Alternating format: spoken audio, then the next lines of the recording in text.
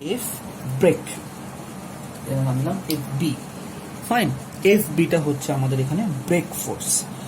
একটা জিনিস তোমাকে মাথায় রাখতে হবে, এই যে ব্রেক ফোর্স এফ বি, এটা কিন্তু অবশ্যই এম জি সাইন থিটা থেকে বড়। কারণ এইটা যদি এম জি সাইন থিটা থেকে বড় না হয় তাহলে কি এই বস্তুটা থামবে? থামবে না। কারণ এই ব্রেক যদি ছোট হয় তাহলে বস্তুটা কখনো থামবে না, যেতেই থাকবে।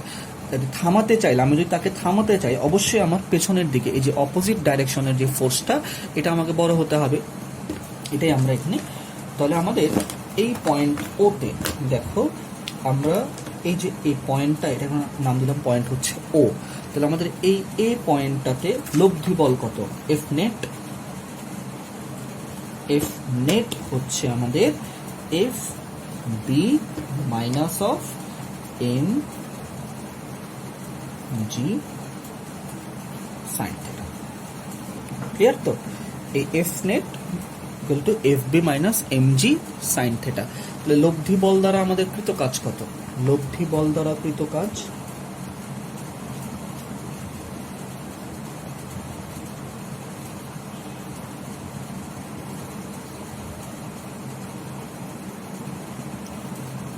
কি?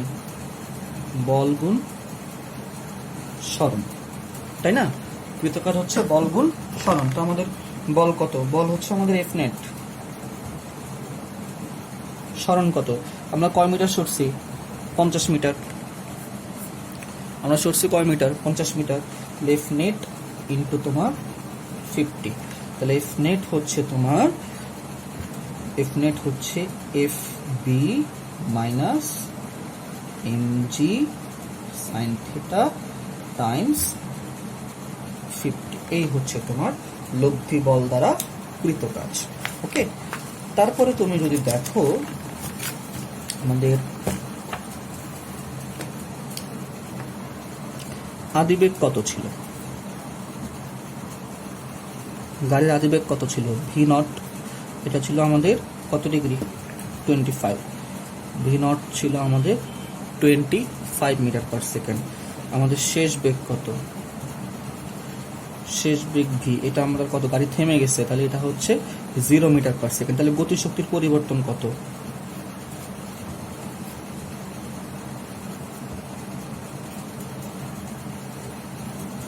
গতিশক্তির পরিবর্তন ডেল্টা ই কে, এটা হচ্ছে half M V not square minus half M V square. পরিবর্তন কিন্তু অলওয়েজ পজিটিভ। তবে আমাদের এখানে হাফ, আমরা যদি এম, এটা তো আমাদের 0, কারণ ভি নট কি আমাদের 0 না?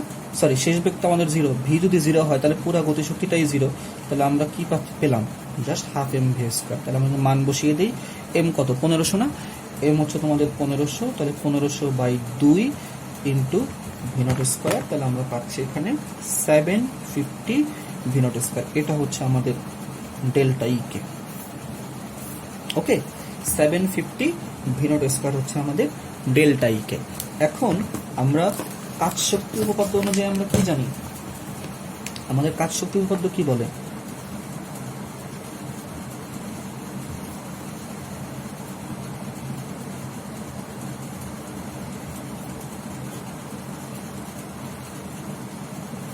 কাজ শক্তি উপপাদ্য অনুযায়ী গতিশক্তির পরিবর্তন সমান সমান কৃত কাজ। আমরা লাস্ট ক্লাসে কিন্তু এটা প্রুফ করছি।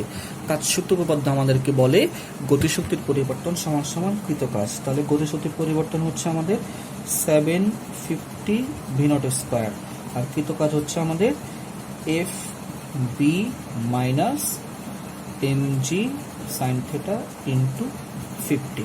এখন আমরা এখানে মান সব বসাই। আমাদের মান কি কি? 750, ভি নট হচ্ছে কত আমাদের 25, তাহলে 25 স্কোয়ার। এফ বি আমরা বের করব, মাইনাস এম হচ্ছে আমাদের 1500, দেখো জি হচ্ছে 9.8 সাইন অফ 30, ওকে, ইন্টু হচ্ছে তোমার 50। তাহলে তুমি এখান থেকে কি পাচ্ছ? তুমি এখান থেকে পাচ্ছ 750 ইন্টু 25 স্কোয়ার। তুমি এই জায়গায় পাচ্ছ 4, 6, 9.8750, আর এখানে তুমি পাচ্ছ 1500 ইন্টু 9.8 ইন্টু সাইন অফ 30। তুমি এই জায়গায় পাচ্ছ এফ বি মাইনাস 7350 টাইমস 50। তাহলে তুমি এই 50 এখানে আসলে ডিভাইড হয়ে গেল, তাহলে আমাদের 468,750 ডিভাইডেড বাই 50, এটা আমাদের দিচ্ছে 9375 is equal to F B minus 7350। তাহলে আমাদের এফ বি হচ্ছে এই দুটা যোগ হয়ে যাবে, 9375 প্লাস 7350, আমরা পাচ্ছি 16725 নিউটন। এই হচ্ছে আমাদের ম্যাথের উত্তর। আমাদেরকে এই পরিমাণ ব্রেক ফোর্স আমাদেরকে দিতে হবে। এই পরিমাণ ব্রেক ফোর্স যদি আমরা না দিই, তাহলে আমরা আমাদের গাড়িটাকে কিন্তু থামাতে পারবো না। অঙ্কটা বুঝতে পারছো? আশা করি ভিডিওটা পজ করে 2-3 বার দেখবা, যদি না বুঝতে পারো আশা করি বুঝতে পারবা।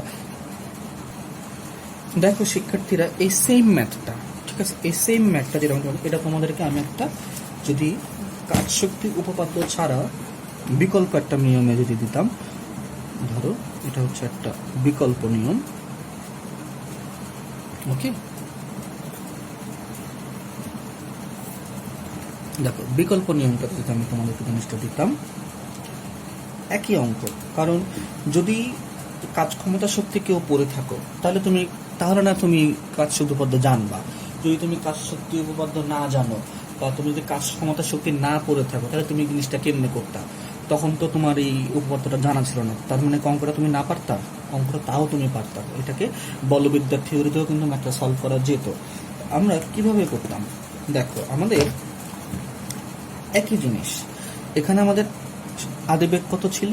আদিবেগ আমাদের ভি ছিল 25 মিটার পার সেকেন্ড। দেখো আমি সংক্ষেপে করে দিচ্ছি, ভি হয়ে গেল আমাদের 0 মিটার পার সেকেন্ড।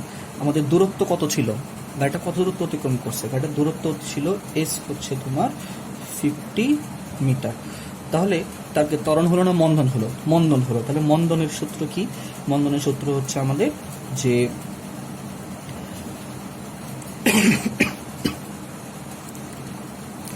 আমরা লিখব v square is equal to v not square minus twice a s, বা v not square is equal to 2as। কারণ কি? কারণ আমাদের ভি হচ্ছে 0, তাহলে এটা পুরোটা 0 হয়ে গেছে। তাহলে আমাদের এ আসবে V naught square by 2s। তাহলে আমাদের 25 স্কোয়ার ডিভাইডেড বাই 100, তাহলে আমরা পাচ্ছি তোমার এখানে 6.25 মিটার পার সেকেন্ড। এটা হচ্ছে কিন্তু আমাদের এখানে মন্দন। ক্লিয়ার তো? মন্দনটা বড় কেন? কারণ ব্রেক বড়। মন্দন হওয়ার কারণ কি? মন্দন হওয়ার কারণ হচ্ছে ব্রেক বড় হয়ে গেছে। ক্লিয়ার? আচ্ছা, তো আমাদের নিট বল কত ছিল? দেখো আমরা জানি, আমরা সাম্য বলের নীতি অনুযায়ী, সরি এখানে অসাম্য হবে, কারণ এখানে বল কিন্তু সাম্য না, কারণ এখানে ত্বরণ বা মন্দন হচ্ছে। তাহলে অসাম্য বলের নীতি অনুযায়ী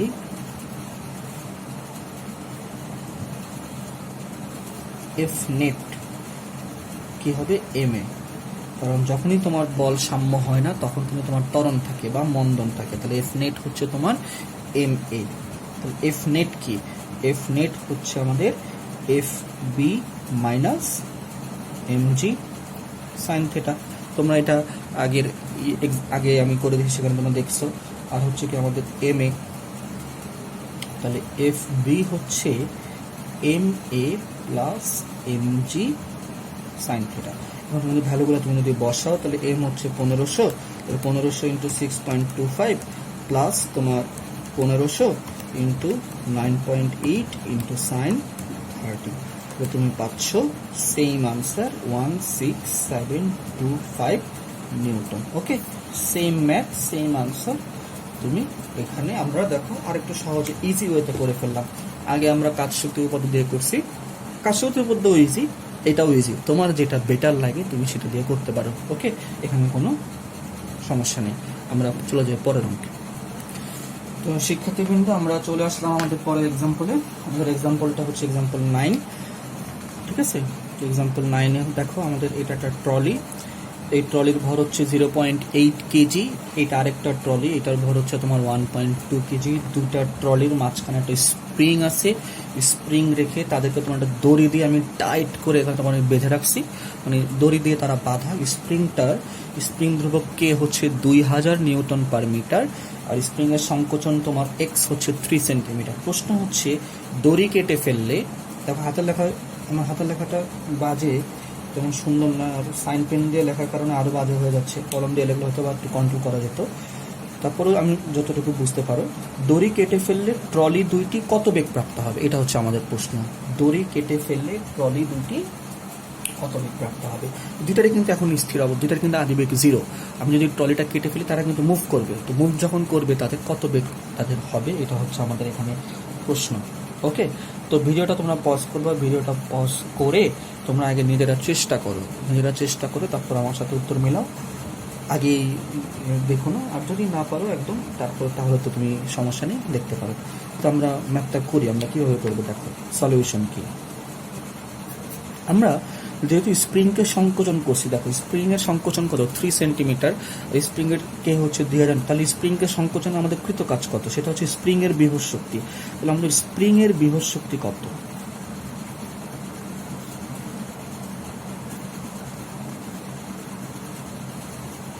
দেখো স্প্রিংয়ের বিভব শক্তি ডাব্লিউ, এটা হচ্ছে হাফ কে এক্স স্কোয়ার। ওকে, তাহলে ডাব্লিউ কত আসলো আমাদের, হাফ ইন্টু কে হচ্ছে 2000, আর এক্স হচ্ছে 3 সেন্টিমিটার। তো মানে তোমার 3/100 হোল স্কোয়ার।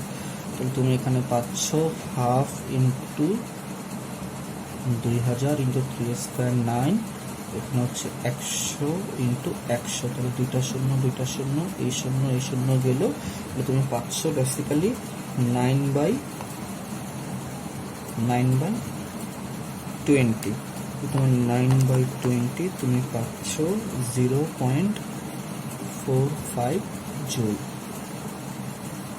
ওকে, তুমি পেলা এখানে 0.45 জুল। সরি, এখানে আসলে এটা হচ্ছে আমাদের তো এই দুই তো আমাদের ক্যান্সেল হয়ে যাচ্ছে। তাহলে আমরা পাচ্ছি বেসিক্যালি এখানে 9/10 মানে 0.9 জুল। আচ্ছা, তাহলে আমাদের এই স্প্রিং এর বিভব শক্তি হচ্ছে 0.9 জুল। বিষয়টা বুঝতে পারছো? আচ্ছা, এখন তুমি যখন দড়ি তুমি ছিঁড়ে ফেলবা, বিষয়টা খেয়াল করো। তুমি দড়ি যখন কেটে ফেলবা, তখন স্প্রিংটা কি হবে? স্প্রিং প্রসারিত হবে না? দড়ি কেটে ফেললে কিন্তু স্প্রিং প্রসারিত হবে। তাহলে স্প্রিং যখন প্রসারিত হবে, বিষয়টা খেয়াল করি, স্প্রিং যখন এক্সপান্ড হবে, স্প্রিং যখন এভাবে এক্সপান্ড হয়ে গেল, তখন সে কি করবে? তখন কিন্তু সে এই দুটা ট্রলির উপরে তোমার কিন্তু সে তখন একটা বল প্রয়োগ করবে। মানে স্প্রিং চাচ্ছে প্রসারিত হতে, স্প্রিং যখন প্রসারিত হচ্ছে তখন এই দুইটা ট্রলি তোমার মুভ করবে না? এই মুভ করার ফলে তাদের বেগ কত, কিন্তু সেটাই কিন্তু তোমার টার্গেট এখানে বের করা। তাহলে এই স্প্রিংটা, এই ট্রলি আর এই ট্রলি, এখানে সিস্টেমে কিন্তু দুইটা ট্রলি আছে। এই সিস্টেমে এখানে ট্রলি কয়টা? দুইটা। তাহলে তার যে 0.9 জুল, এই 0.9 জুলের অর্ধেক সে দিবে প্রথম ট্রলিটাকে, আর অর্ধেক দিবে সে দ্বিতীয় ট্রলিটাকে। তাহলে এটার উপরে, ঠিক আছে, তাহলে এই ট্রলির উপরে তোমার প্রয়োগকৃত শক্তি কত? এই ট্রলির উপরে তোমার প্রয়োগকৃত শক্তি হচ্ছে 0.9/2 অর্থাৎ 0.45 জুল। এই ট্রলির উপরেও তোমার প্রয়োগকৃত শক্তি, এটা হচ্ছে 0.9/2 অর্থাৎ 0.45 জুল।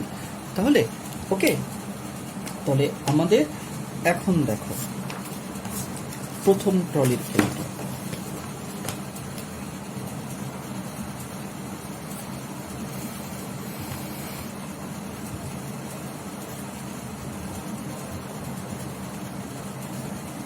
প্রথম ট্রলির জন্য আমরা জানি কি ডেল্টা কে কি গতিশক্তির পরিবর্তন, সেটা কি কৃতকাজ ডাব্লিউ, কৃতকাজ হচ্ছে ডাব্লিউ। আচ্ছা, তাহলে ডেল্টা কে কি হাফ এম ভি স্কোয়ার,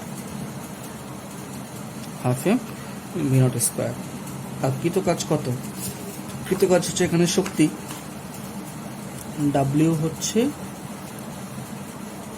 কৃত কাজ। কৃত কাজ হচ্ছে এখানে প্রয়োগকৃত শক্তি।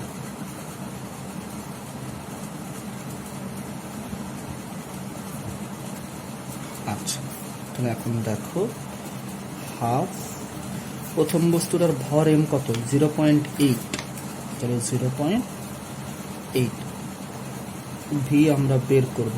আর তার আদিবেগ তো ছিল 0, যেহেতু তার আদিবেগ 0 ছিল তাহলে পুরো আদি গতিশক্তিটাই তোমার 0, যেটা মাইনাস হচ্ছে 0। আর এখানে কত? 0.45।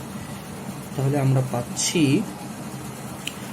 পাচ্ছি কত? তাহলে 0.8 ভাগ 2, তাহলে আমরা পাচ্ছি এখানে আমাদের 0.4 V square is equal to 0.45। তাহলে ভি হচ্ছে root over 0.45 by 0.4, root over 0.45 ভাগ 0.40। তোমরা পাচ্ছ 1.06 মিটার পার সেকেন্ড। ওকে, তাহলে আমাদের প্রথম ট্রলিটার বেগ হচ্ছে 1.06 মিটার পার সেকেন্ড। তাহলে এবার আমরা বের করি, এটাকে আমরা V1 নাম দিয়ে দিই, V1। ওকে, তাহলে এবার আসি আমরা দ্বিতীয় ট্রলির জন্য। দেখো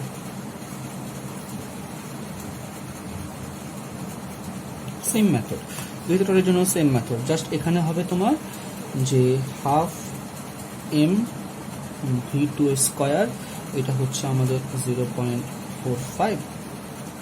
ওকে, তাহলে আমাদের হাফ এম V2 স্কোয়ার, তাহলে আমাদের এই জায়গাটাতে এম কত?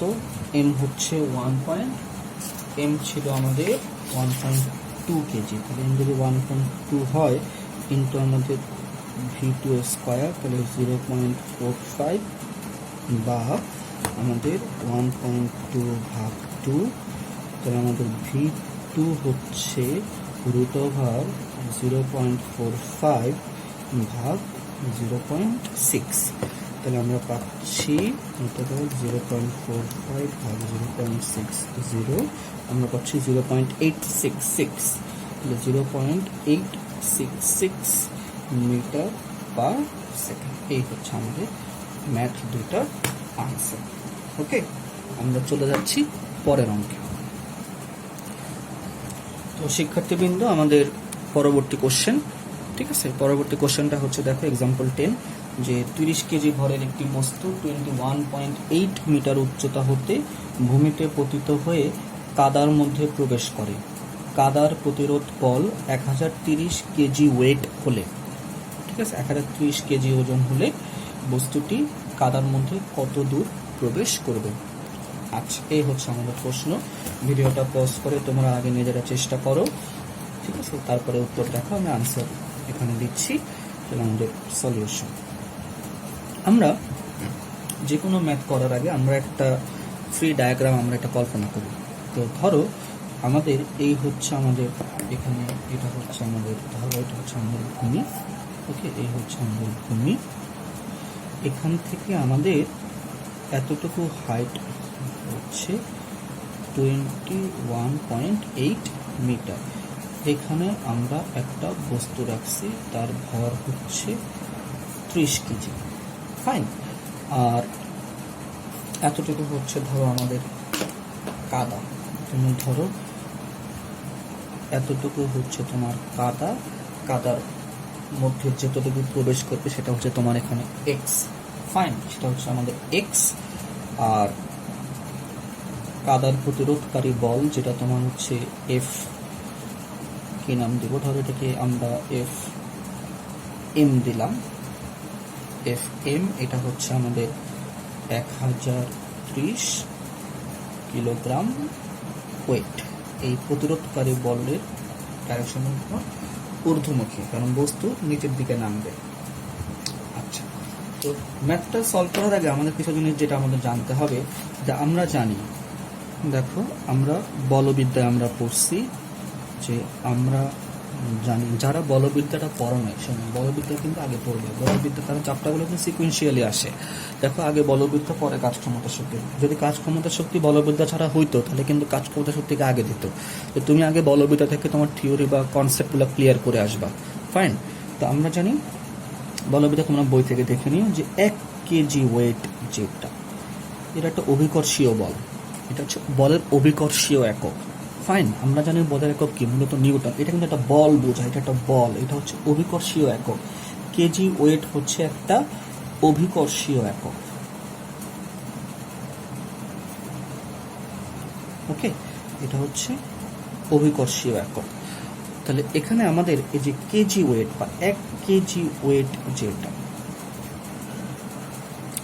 এটা হচ্ছে 9.8 নিউটন। মনে থাকবে, এটা হচ্ছে 9.8 নিউটন। আমি এখানে ডিরেক্ট লিখে দিচ্ছি, তোমরা বলবিদ্যা থেকে দেখে নিও। তাহলে তোমাদের এফএম কত আসবে? অতএব এফএম, যেটা মাটির প্রতিরোধকারী বল, এটা হচ্ছে 1030 ইন্টু 9.8। তাহলে আমরা পাচ্ছি যে 1030 ইন্টু 9.8, তাহলে আমরা পাচ্ছি এখানে 10094 নিউটন। এই হলো আমাদের মাটির গড় প্রতিরোধকারী বল।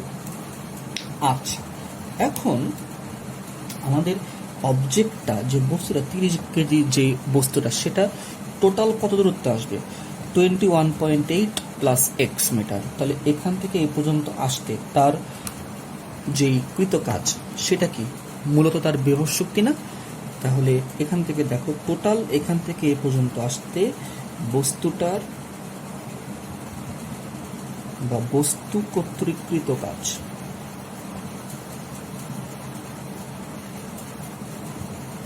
সেটা কি? সেটা হচ্ছে তোমার এম জি। ঠিক আছে, বল কি এম জি, সে সোজা এম জি বল দিচ্ছে, কিন্তু বিষয়টা খেয়াল করো, বস্তুটার প্রয়োগকৃত বল কি? বস্তুটা কত বল প্রয়োগ করবে? বস্তু কিন্তু বল প্রয়োগ করবে এম জি। ফাইন, বস্তু কিন্তু বল প্রয়োগ করতে তোমার এখানে এম জি, খাড়া নিচের দিকে এম জি, এখানে কিন্তু কোনো উপাংশ টপাংশ আসতেছে না। আর স্মরণ কত? বল গুণ স্মরণকৃত কাজ, স্মরণ কত? 21.8 প্লাস এক্স, 21.8 প্লাস এক্স। ওকে, নো কনফিউশন, একদম ইজিলি ভাববা। তুমি যেটা ভাবতে নর্মালি যেটা হওয়ার কথা। এম কত? এম হচ্ছে এখানে আমাদের 30 গুণ 9.8 ইন্টু 21.8 প্লাস এক্স। তাহলে আমাদের আসবে 30 ইন্টু 9.8 ইন্টু 21.8। এটা হচ্ছে আমাদের এখানে 6409.2 প্লাস 9.8 294x। এই হচ্ছে আমার বস্তুর কৃত কাজ। ওকে, বস্তুর কৃত কাজ হচ্ছে এত। তাহলে এখন এই বস্তুটাকে যদি থামাতে চাই, এই বস্তুটাকে যদি আমার থামাতে চাই, তাহলে আমার এই যে এই বাধা দ্বারা যে কাজটা, সেটা কি বস্তুর কৃত কাজের সমান হতে হবে। তাহলে কিন্তু বস্তুটা থামবে না। যদি বস্তুর কৃত কাজ এই বাধা, যে এই মাটির যেই বাধা বল, কাদার যে প্রতিরোধকারী বল, সেও তো একটা কাজ করবে। সে অবজেক্টটাকে থামাবে না, বস্তুটা নিচে নামতেছে, তাহলে ওর কাজকে থামানো, তাহলে ওকে কাজ করতে হবে না। ও কাজ করবে কি? ও কাজ করবে ওর বল গুণ স্মরণ। ওর বল কি? এফ এম উপরের দিকে স্মরণ করো, স্মরণ তো এক্সে হবে। তো ওর যে কৃত কাজটা আর বস্তুর কৃত কাজ যদি সমান হয়, তখন গিয়ে বস্তুটা একটা নির্দিষ্ট দূরত্বে এসে থামবে। যদি বস্তুর কৃত কাজ সবসময় বড় থাকে, তাহলে কিন্তু বস্তু যেতেই থাকবে। ক্লিয়ার তো? যতক্ষণ না পর্যন্ত সমান হয় ততক্ষণ কিন্তু বস্তু থামবে না। ক্লিয়ার? একদম নর্মাল লজিক দিয়ে অঙ্ক করবা। তাহলে এখানে তোমার যে জিনিসটা হচ্ছে, এই যে প্রতিরোধকারী বল দ্বারা কৃত কাজ কত? বল গুণ স্মরণ। প্রতিরোধকারী বল দ্বারা কৃত কাজ, প্রতিরোধকারী বল গুণ স্মরণ। আর বস্তুর কৃত কাজ কত? 6409.2 প্লাস 294x। তাহলে আমরা এখান থেকে কি পাচ্ছি? আমরা এখান থেকে পাচ্ছি এফ এম ছিল 10094, এত x minus 294x is equal two 6409.2। তাহলে আমাদের এখানে কত আসবে 10094 মাইনাস 294, এবং এখানে আসলো 9800x ইজ ইকুয়াল টু 6409.2। তাহলে আমরা এক্স যে জিনিসটা পাচ্ছি সেটা হচ্ছে 6409.2 ভাগ 9800, এটা আমরা পাচ্ছি। তাহলে এক্স হচ্ছে আমাদের 0.654 মিটার। ওকে, মানে অর্থাৎ এই বলটা বস্তুটা আমার এত মিটার দূরত্ব অতিক্রম করে গিয়ে কিন্তু তোমার এখানে থেমে যাবে। ওকে, তো শিক্ষার্থীবৃন্দ আমরা অনেকগুলো এক্সাম্পল করলাম এবং মোটামুটি কাজ শক্তি উপপাদ্য আর বিভব শক্তি নিয়ে, গতিশক্তি নিয়ে মোটামুটি তোমাদের আমি কিছুটা কনসেপ্ট ক্লিয়ার করতে পারছি। তো এখন আমাদের যেটা নেক্সট টপিক সেটা হচ্ছে আমাদের শক্তির সংরক্ষণশীলতা নীতি। এটা খুবই ইম্পর্টেন্ট একটা টপিক, খুবই খুবই খুবই ইম্পর্টেন্ট শক্তির সংরক্ষণশীলতা নীতিকৃত কাজের জন্য। শক্তির সংরক্ষণ নীতিতে আমরা কি, নীতিটা আমরা সবাই জানি যে এই মহাবিশ্বের শক্তি তোমার হচ্ছে নির্দিষ্ট, তুমি কোনো শক্তি সৃষ্টিও করতে পারবে না এবং তুমি কোনো শক্তি ধ্বংসও করতে পারবে না, শক্তির পরিমাণ কিন্তু নির্দিষ্ট থাকবে। এই শক্তির সংরক্ষণ নীতি কিন্তু সবাইকেই মেনটেন করতে হয়। এটা যদি মেনটেন না হয় তাহলে কিন্তু ফিজিক্স যেই পিলারের উপর দাঁড়ানো সেটা কিন্তু আর টিকবে না। ফিজিক্স এই পিলারের উপরে দাঁড়ানো যে energy has to be conserved, energy তুমি ক্রিয়েটও করতে পারবে না, এনার্জি তুমি ডিস্ট্রয় করতে পারবে না। তো 19-এ তোমরা সংরক্ষণশীলতা নীতি নিয়ে কিছু একটা টপিক পড়ছিলা, তোমাদের মনে আছে কিনা? তোমাদের টপিক ছিল যে পরন্ত বস্তু, ঠিক আছে? আমাদের 1 নম্বর এই শক্তির নীতির আন্ডারে 1 নম্বর হচ্ছে আমাদের পরন্ত বস্তুর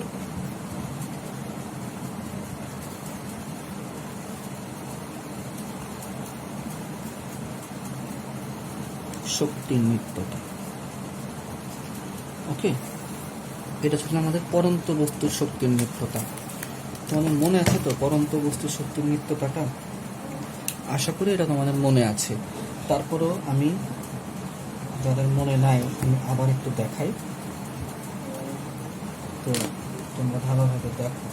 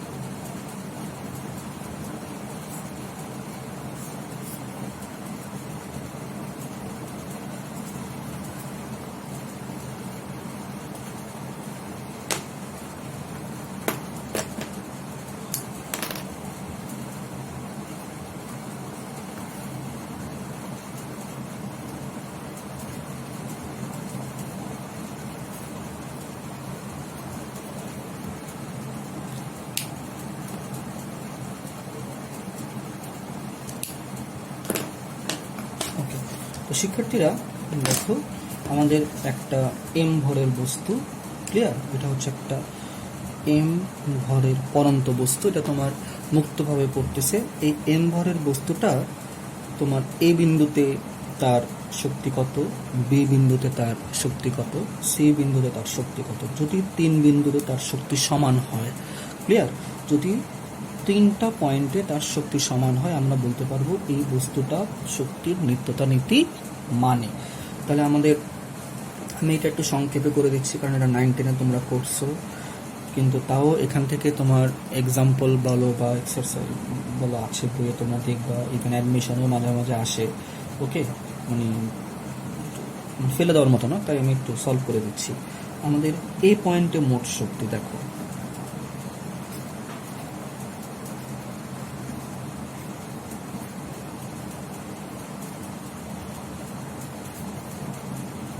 এই বিন্দুতে মোট শক্তি ই, এটা হচ্ছে কি আমাদের বিভব শক্তি প্লাস আমাদের গতিশক্তি। ফাইন, তাহলে আমাদের এই এ পয়েন্টে বিভব শক্তি কত? বিভব শক্তি হচ্ছে mg ইন্টু এইচ। এখানে এ কি? এ থেকে ভূমি পর্যন্ত উচ্চতা কত? এইচ। তাহলে ইপি হচ্ছে mg এইচ। ক্লিয়ার? আর গতিশক্তি কি? গতিশক্তি কিন্তু 0, কারণ আমরা ধরে নিচ্ছি বস্তুটার প্রাথমিক যেই বেগ ভি নট, এটা হচ্ছে আমাদের 0 মিটার পার সেকেন্ড। তাহলে টোটাল এনার্জি আমার অ্যাট পয়েন্ট এ, এটা হচ্ছে mgh জুল।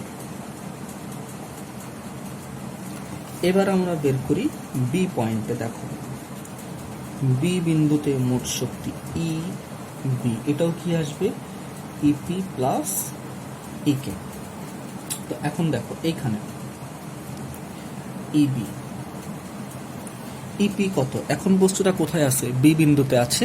তাহলে ভূমি থেকে তার উচ্চতা কত? এক্স। তাহলে বিভব শক্তি কত? বিভব শক্তি হচ্ছে তোমার এম জি এক্স। ক্লিয়ার? আর ইকে কি? এই পয়েন্টে কিন্তু বস্তুটার একটা বেগ আছে। তো ধরো সেই বেগটা হচ্ছে v1, ধরো এই পয়েন্টের বেগটা হচ্ছে তোমার v1। তাহলে গতিশক্তি ইকে কি? এটা হচ্ছে half M v1 square, half M. এখন আমাদের v1টা বের করতে হবে, আমাদেরকে এই v1টা এখন বের করতে হবে। তো আমরা একটা জিনিস আমরা খেয়াল করলাম, দেখো বস্তুটা যে এ থেকে বি পর্যন্ত নামলো, তাহলে এখান থেকে এ পর্যন্ত সে কতটুকু সরলো? দেখো টোটাল কত? এইচ। এতটুকু কত? এতটুকু কত? এক্স। তাহলে এতটুকু কত? এইচ মাইনাস এক্স না? তাহলে এ থেকে বি পর্যন্ত বস্তুটা কিন্তু আসলো এইচ মাইনাস এক্স। তাহলে আমাদের আমরা v1 স্কোয়ার কি হবে? v1 তো শেষ বেগ না, তো v1 স্কোয়ার কি হবে? v1 স্কোয়ার হবে, দেখো এখানে M G X half M. v1 square হবে v0 square plus 2g into H minus X. Okay, ওই যে ইউ স্কোয়ার প্লাস 2gh যে সূত্র, মানে V square equal to U square plus 2g, U হচ্ছে এখানে v0 0। ওকে, তাহলে v0 তো আমাদের 0, তাহলে এটা হচ্ছে আমাদের 0। তাহলে আমরা কি পাচ্ছি? mgx plus half M into 2gh minus X. 2 আমাদের ক্যান্সেল। তো আমাদের যদি 2 যদি আমাদের ক্যান্সেল হয়ে যায়, তবে দেখো আমরা এখান থেকে তাহলে বেসিক্যালি কি পাচ্ছি? আমরা বেসিক্যালি পাচ্ছি এরপরে যে আমাদের ই